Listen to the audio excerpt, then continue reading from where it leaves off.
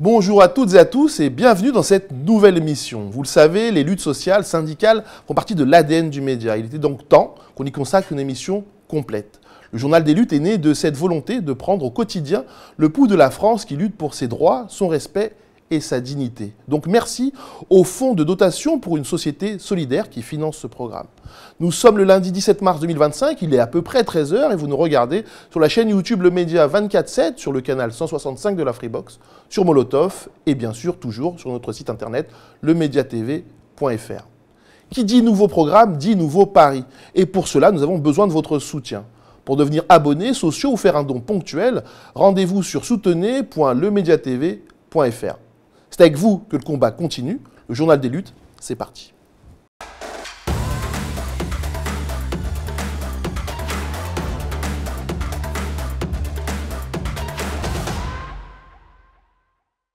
Avec le journal des luttes, l'ambition est de vous emmener chaque jour au cœur des mobilisations sociales et syndicales. Grèves, manifestations, actions collectives. Ici, on donne la parole à celles et à ceux qui se battent pour leurs droits, souvent loin des radars des médias mainstream.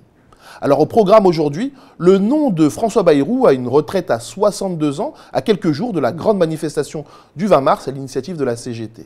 On reviendra aussi sur la situation des mineurs isolés qui occupent la Gaîté Lyrique depuis plus de 3 mois. Et dans l'entretien de ce journal des luttes, j'échangerai avec José Bonfanti, secrétaire général de la CGT Haute-Corse, sur la victoire des agents de plusieurs bureaux de poste en Corse après 10 jours de grève. Tout de suite, l'actualité des luttes du pays.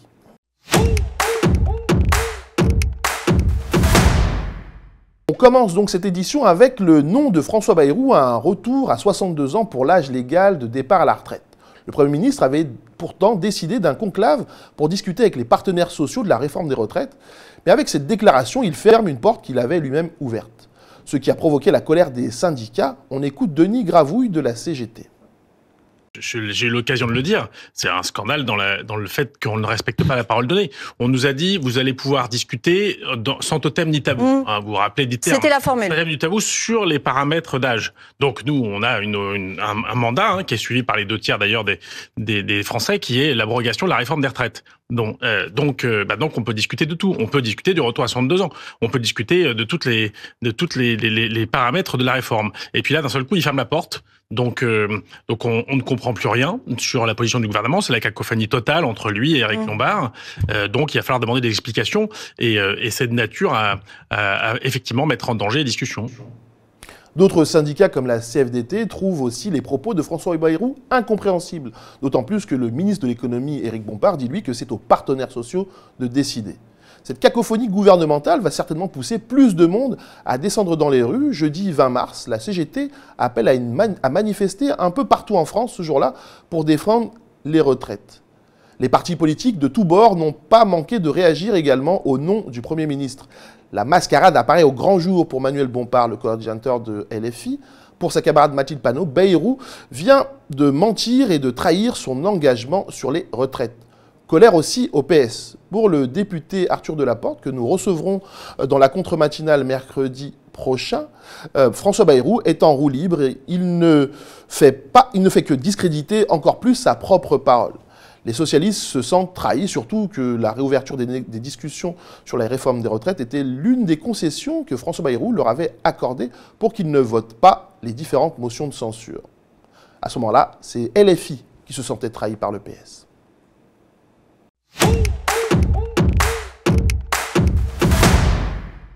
Gaîté Lyrique. 3 mois que ce lieu culturel parisien est occupé par des mineurs isolés.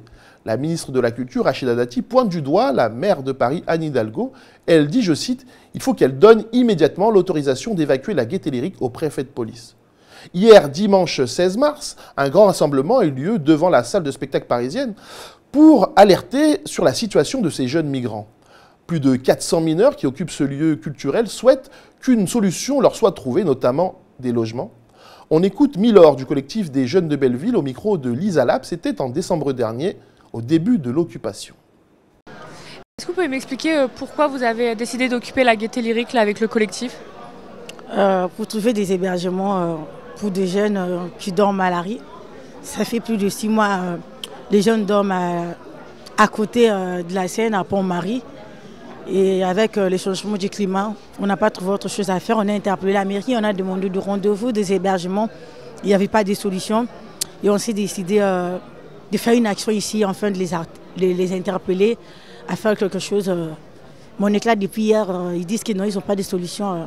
On reste ici jusqu'à ce qu'ils trouvent des solutions pour les jeunes. C'est le rôle de l'État et c'est de nos droits aussi d'être pris en charge comme tout autre mineur, français ou immigré. C'est de nos droits d'être pris en charge, d'être hébergé logé dans de bonnes conditions, aller à l'école, vivre comme tout enfant ici en France. La Gaieté Lyrique avait demandé à la ville de Paris de trouver sans délai une solution de relogement pour ces jeunes, et ce, quelle que soit la position de l'État compétent en matière d'hébergement d'urgence. Pour le moment, cela fait 3 mois que dans le pays des droits de l'homme, rien n'est fait pour ces jeunes mineurs isolés.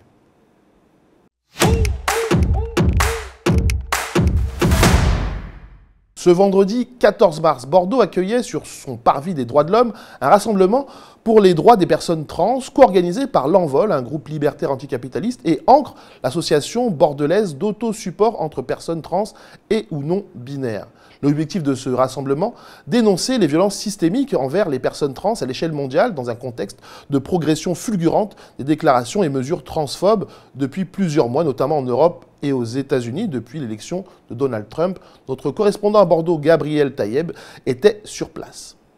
Merci à toutes les personnes qui sont là, en particulier les personnes trans, parce que c'est pas facile la vie en ce moment, même la survie est compliquée pour nous, parce que dans tout ce climat qui paraît très abstrait pour beaucoup de nos adeptes cis, nous c'est des attaques directes qu'on subit, on connaît l'histoire, on sait que ça va très rapidement venir sur nos gueules. Donc merci à toutes les personnes trans qui ont réuni l'énergie nécessaire pour être là ce soir. La dernière fois que j'ai pris le micro sur cette même place, j'ai dit aux personnes cis d'aller se faire foutre avec tout mon cœur et toute mon âme. Mais je vais surtout vous demander de faire mieux. Je vais vous demander de vraiment observer autour de vous, faire attention aux personnes trans qui vous entourent, aux personnes trans que vous connaissez. Parce que je sais que les personnes trans, je pourrais compter sur elles. Le tournant états-unien est à ce titre le plus inquiétant à divers égards, notamment par leur position hégémonique dans les domaines culturels et informationnels. On pense par exemple à la mainmise des États-Unis sur toutes les entreprises de la tech. L'ampleur de ce à quoi nous sommes confrontés nous glace, nous paralyse. C'est pourquoi nous avons voulu nous réunir aujourd'hui. Il nous faut nous organiser, tisser nos réseaux, ne laisser personne de côté. C'est la force collective qui nous permettra d'agir, et cette force doit être internationaliste. Si nous sommes conscients et conscientes qu'un rassemblement ne change pas la face du monde, nous savons qu'il nous permet de nous donner de la force. De la force pour nous ici, à Bordeaux, mais aussi de la force à nos adelphes à qui nous ferons parvenir nos soutiens. Et on passe tout de suite à l'agenda des luttes.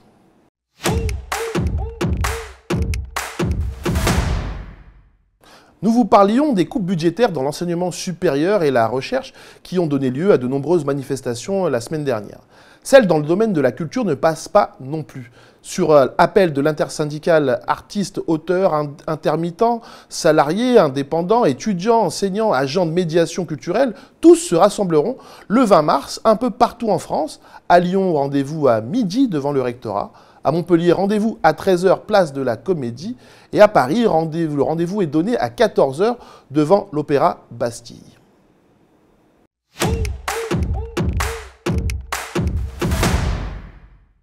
L'extrême droite et les idées fascistes s'installent tranquillement dans de nombreux pays occidentaux. C'est une affaire mondiale. Partout sur la planète, ici et là, la droite nationaliste prend de l'ampleur. Pour dénoncer la montée du racisme et du fascisme, une grande mobilisation dans le monde entier est prévue le 22 mars à l'occasion de la journée internationale contre le racisme. À Paris, départ du métro République à 14 h. Nous vous donnerons les rendez-vous dans les autres villes françaises au cours de la semaine.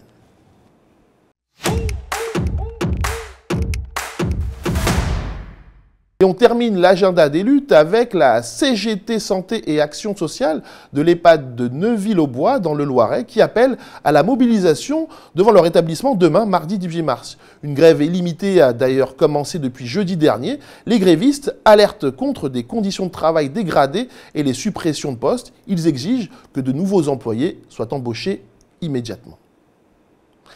Et avant l'entretien de ce journal des luttes, un point sur les infos du jour, mises en images et racontées par Sarah Duyeux.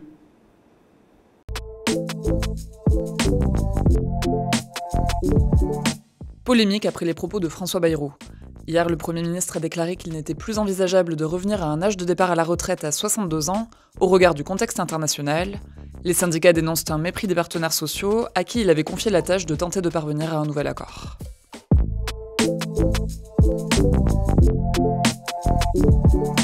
Les députés entament ce lundi une semaine de débat sur la proposition de loi sénatoriale visant à lutter contre le narcotrafic.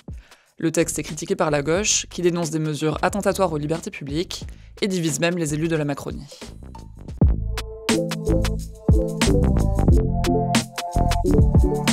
Au Yémen, les rebelles houthis, soutenus par l'Iran, ont revendiqué hier et aujourd'hui 2 attaques contre un porte-avions américain en mer Rouge. Ils ont aussi affirmé qu'ils frapperaient des cargos américains en réponse aux frappes menées par les États-Unis, qui ont tué, selon Washington, plusieurs de leurs chefs. L'ONU s'inquiète d'une escalade militaire. Tout de suite, l'entretien de ce journal des luttes avec José Bonfanti.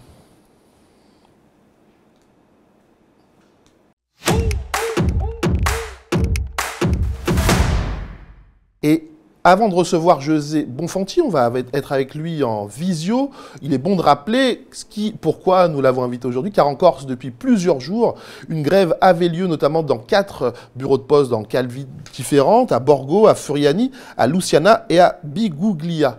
Et José Bonfanti, secrétaire général de la CGT Haute-Corse, et pourra donc nous en dire plus sur ce qu'on peut appeler une victoire. Car après 10 jours de grève, la direction a finalement permis d'accéder à leurs revendications. Et donc il nous donnera les détails de tout cela. Et ce sera également l'occasion de parler avec lui. Ce sera également l'occasion de parler avec lui, notamment de la grève globale qui peut avoir lieu dans d'autres bureaux de poste un peu partout en France au niveau de la Poste, et également récemment de ce que vient de nous dire François Bayrou, du non à la retraite à 62 ans. Bonjour Monsieur José Bonfanti, merci d'être avec nous. Bonjour. Je le disais en introduction, vous avez fait une grève de 10 jours. 10 jours, c'est long. Et qu'est-ce qui a poussé les postiers donc, de Furiani et des autres villes corses à tenir aussi longtemps? Et est-ce qu'il y a eu un moment où vous avez senti que la Poste allait finalement céder? Alors oui, voilà. En fait, c'est un conflit qui a concerné 4 bureaux de poste. Donc, c'est 4 communes dans la périphérie de Bastia. Les 4 communes regroupent à peu près 30 000 habitants l'ensemble. Donc, c'est donc Furiani, Biguglia, Borgo et Luciana. Donc, ces 4 communes, voilà, étaient en sous-effectif chronique. Il faut savoir que normalement, le cadre organisationnel compte 10 salariés pour ces 4 bureaux. Et ils étaient 7, donc ils demandaient, la revendication, c'était donc le comblement de ces 3 postes vacants. Voilà. Et donc c'est une grève qui a commencé le 4 mars. Faut savoir que on avait déjà alerté, enfin le personnel avait déjà alerté à de nombreuses reprises la direction qui faisait la sourde oreille, quoi.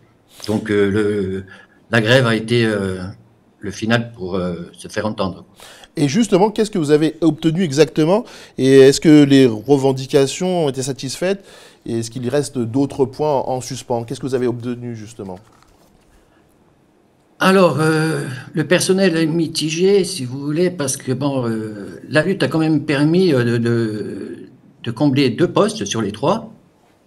Donc, déjà pas mal. Et surtout, une nouvelle organisation avec un audit sur ce qu'on appelle le back-office. C'est ce qui posait beaucoup de problèmes et qui peut-être permettra d'obtenir le 3e poste d'ici le mois de juin. D'accord. Et vous, justement, parce que dans ce genre de conflit, comme je le disais en introduction, on parle de victoire ou de compromis, mais vous, avec le recul, depuis quelques jours, comment vous sentez cet accord à titre personnel? Est-ce que c'est un vrai pas en avant ou est-ce que finalement d'autres revendications arriveront un peu plus tard?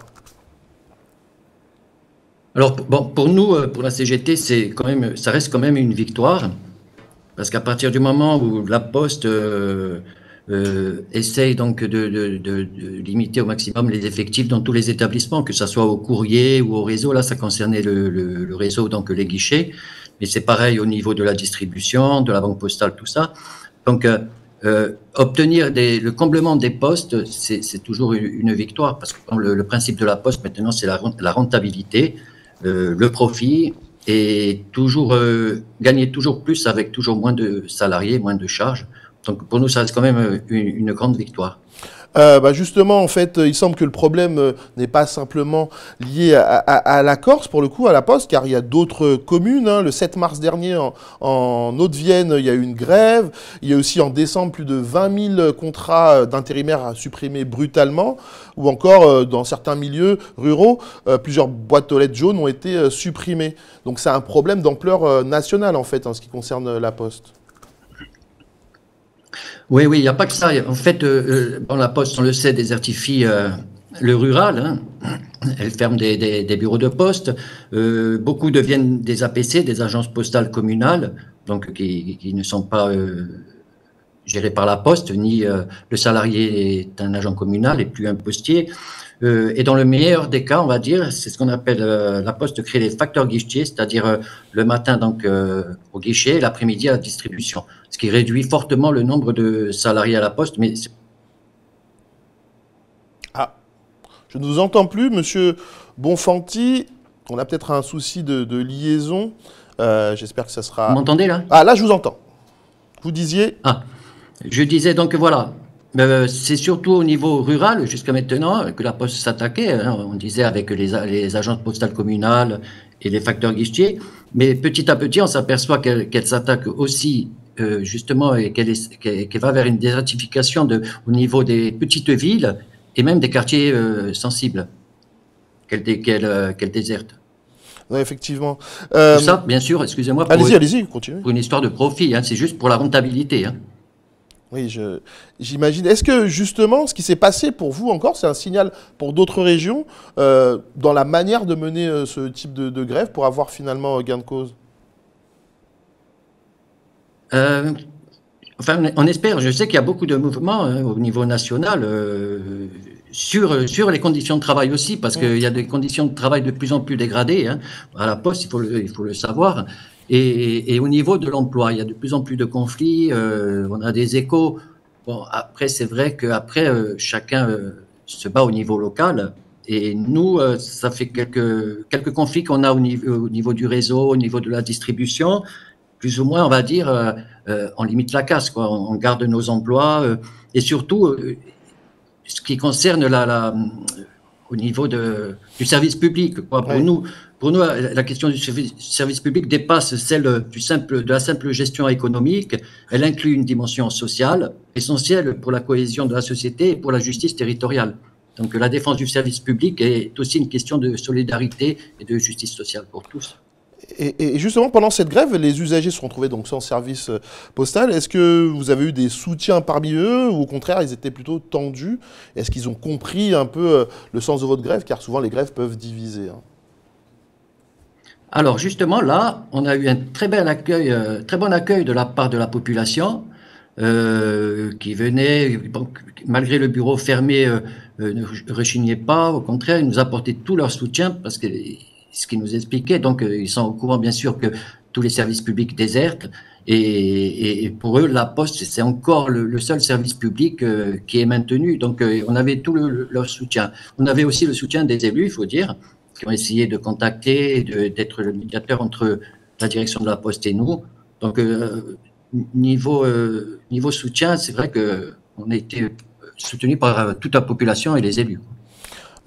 Justement, au-delà de cette grève, on parle parfois d'un abandon progressif des territoires insulaires, notamment en ce qui concerne les services publics. Il y a actuellement en Corse, à l'heure où on parle, un conflit social à EDF.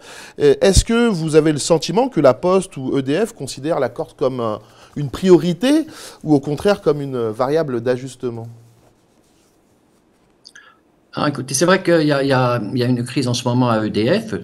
Donc, il y en a beaucoup à la Poste, mais plus ou moins, on essaye de maintenir de vrais services publics dans l'intérieur, dans le rural, ce qui est très dur parce qu'on a des communes, c'est vrai, on a des très petites communes, on a beaucoup de personnes âgées dans ces communes. Et pour nous, pour notre syndicat, c'est la priorité, c'est le maintien de ces services dans ces communes-là. Sinon, on va droit à l'isolement pour ces personnes et à l'exclusion.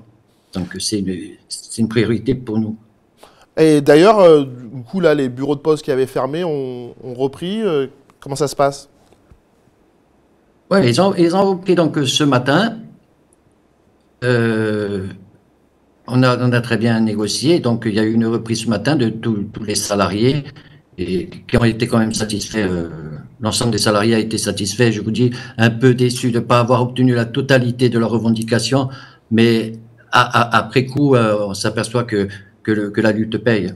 Oui, effectivement, la lutte paye et vous faites bien de le dire et on fait bien d'aujourd'hui de mettre en avant votre exemple. Mais justement, sur ce qu'il manque encore pour certains salariés, vous l'avez dit, certains ne sont pas totalement satisfaits. Est-ce qu'on peut s'attendre à ce que ces revendications qui n'ont pas été acceptées par la direction peuvent amener à d'autres grèves ou des manifestations dans les mois à venir ? Oui, alors je pense qu'on y va direct vers d'autres conflits parce que la Poste en ce moment s'attaque, je disais, au niveau du réseau, au niveau des guichets, veut faire des fusions, veut fermer des bureaux de poste dans les périphéries, tout ça, même en ville, hein, même dans les centres-villes. Donc, on sait très bien qu'on va aller vers d'autres conflits. Maintenant, ce conflit-là de 10 jours a quand même permis aux autres postiers de prendre conscience que, justement, qu'en se battant, ils peuvent peut-être maintenir leur emploi et surtout garder de bonnes conditions de travail, ce qui va de pair avec l'emploi. Oui, effectivement. Dans l'actualité nationale, vous avez vu certainement aujourd'hui le nom de François Bayrou, un retour à 62 ans pour l'âge légal de départ à la retraite. On en parlait nous aussi en début d'émission. Qu'en pensez-vous en tant que syndicaliste, mais en tant que simplement salarié ? Déjà, en tant que syndicaliste, nous, on y croit. On pense qu'on a les moyens d'aller de retourner vers une retraite à 62 ans. Donc, on a manifesté, donc, on a fait de grandes manifestations ici contre la retraite à 64 ans. On sait qu'il y a eu un passage en force, mais pour nous, on est tout à fait possible de maintenir cette retraite à 62 ans. Après, personnellement aussi, j'y crois quand même. D'ailleurs, il y a une manifestation aussi jeudi 20 mars, c'est également le cas chez vous en Corse ? Oui, c'est ça. Jeudi 20 mars, pour nous, c'est aussi au niveau des NAO. Donc, on est en pleine négociation à NAO et c'est l'occasion justement de se retrouver, de manifester ou de faire quelques actions au niveau de la Poste pour les NAO, justement. D'accord. Et est-ce que, hormis cette manifestation du 20 mars, il y a d'autres actions à venir dans votre secteur d'activité dans les prochaines semaines? Écoutez, on a terminé un conflit donc vendredi, en sachant que là, on discute sur un autre secteur qui connaît différents problèmes, hein, l'emploi. Voilà, et on a déjà cette semaine sur le pan en train de discuter avec les agents, savoir quelles vont être nos actions et si la Poste fait la sourde oreille, est-ce qu'on va aller vers justement un préavis de grève ou quoi. Mais dès cette semaine, un autre secteur nous occupe déjà. Quoi. C'est quel secteur, si vous pouvez le dire, c'est quel secteur? C'est le secteur le Cap, c'est-à-dire le Cap Corse. Le Cap Corse, d'accord, très bien. Ça représente beaucoup le rural. Hein. C'est des petits villages, en fait. Petits villages, d'accord.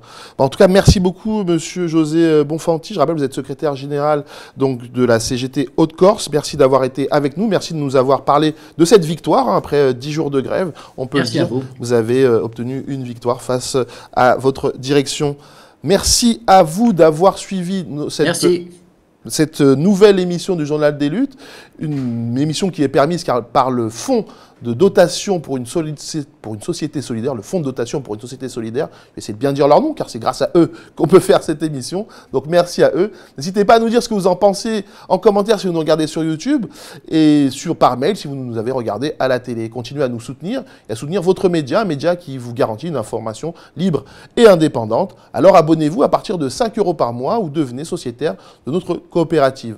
Rejoignez-nous dès maintenant sur soutenez.lemediatv.fr. Très bonne journée sur le média et rendez-vous demain matin à 8 h pour la contre-matinale où notre invitée sera la députée LFI Alma Dufour. Merci et à bientôt.